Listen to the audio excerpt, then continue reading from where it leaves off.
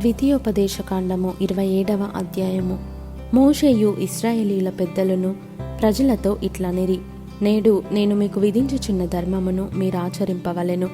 మీ దేవుడైన యెహోవా మీకిచ్చుచున్న దేశమున ప్రవేశించుటకు మీరు యోర్దాను దాటు దినమున మీరు పెద్ద రాళ్లను నిలువబెట్టి వాటి మీద సున్నము పూసి, నీ పితరుల దేవుడైన యెహోవా నీతో చెప్పినట్లు నీవు నీ దేవుడైన యెహోవా నీకిచ్చుచున్న పాలు తేనెలు ప్రవహించు దేశమున ప్రవేశించుటకు నీవు ఏరు దాటిన తరువాత ఈ ధర్మశాస్త్ర వాక్యములన్నిటినీ వాటి మీద వ్రాయవలెను. మీరు ఈ యోర్దాను దాటిన తరువాత నేను నేడు మీకు ఆజ్ఞాపించినట్టు ఈ రాళ్లను ఏబాలు కొండ మీద నిలువబెట్టి వాటి మీద సున్నము పూయవలెను. అక్కడ నీ దేవుడైన యెహోవాకు బలిపీఠమును కట్టవలెను. ఆ బలిపీఠమును రాళ్లతో కట్టవలెను. వాటి మీద ఇనుప పనిముట్టు పడకూడదు.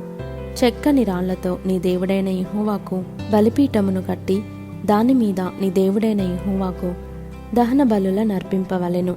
మరియు నీవు సమాధాన బలుల నర్పించి అక్కడ భోజనము చేసి నీ దేవుడైన యెహోవా సన్నిధిని సంతోషింపవలెను. ఈ విధికి సంబంధించిన వాక్యములన్నిటినీ ఆ రాళ్ల మీద బహు విశదముగా వ్రాయవలెను.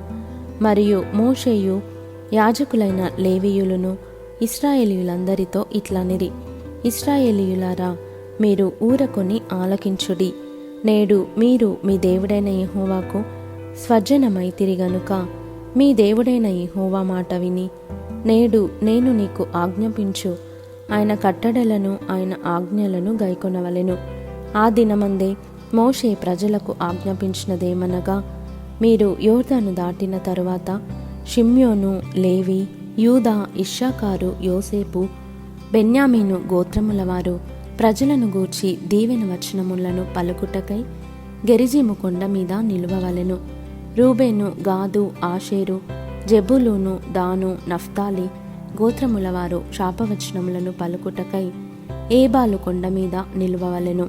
అప్పుడు లేవీయులు యెహోవాకు హేయముగా శిల్పి చేతులతో మలిచిన విగ్రహమునే గాని పోత విగ్రహమునే గాని చేసి చాటున నుంచువాడు శాపగ్రస్తుడని ఎలుగెత్తి ఇశ్రాయేలీయులందరితోనూ చెప్పగా ఆమేన్ అనవలెను. తన తండ్రినైనను తన తల్లినైనను నిర్లక్ష్యము చేయువాడు శాపగ్రస్తుడని చెప్పగా ప్రజలందరూ ఆమేన్ అనవలెను. తన పొరుగువాని సరిహద్దు రాయిని తీసివేయువాడు శాపగ్రస్తుడని చెప్పగా ప్రజలందరూ ఆమేన్ అనవలెను. గ్రుడ్డివాని త్రోవను తప్పించువాడు శాపగ్రస్తుడని చెప్పగా ప్రజలందరూ ఆమేన్ అనవలెను. పరదేశికే గాని తండ్రి లేని వారికే గాని విధవరాలికే గాని న్యాయము తప్పి తీర్పు తీర్చువాడు శాపగ్రస్తుడని చెప్పగా ప్రజలందరూ ఆమేన్ అనవలెను. తన తండ్రి భార్యతో శయనించువాడు తన తండ్రి కోకను విప్పినవాడు గనుక వాడు శాపగ్రస్తుడని చెప్పగా ప్రజలందరూ ఆమేన్ అనవలెను. ఏ జంతువుతోనైనను శయనించువాడు శాపగ్రస్తుడని చెప్పగా ప్రజలందరూ ఆమేన్ అనవలెను. తన సహోదరితో అనగా తన తండ్రి కుమార్తెతో గాని తన తల్లి కుమార్తెతో గాని శయనించువాడు శాపగ్రస్తుడని చెప్పగా ప్రజలందరూ ఆమేన్ అనవలెను. తన అత్తతో శయనించువాడు శాపగ్రస్తుడని చెప్పగా ప్రజలందరూ ఆమేన్ అనవలెను.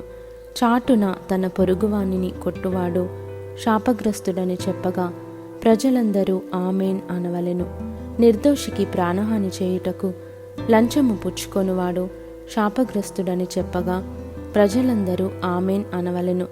ఈ విధికి సంబంధించిన వాక్యములను గైకొనకపోవుట వలన వాటిని స్థిరపరచని వాడు శాపగ్రస్తుడని చెప్పగా ప్రజలందరూ ఆమేన్ అనవలెను.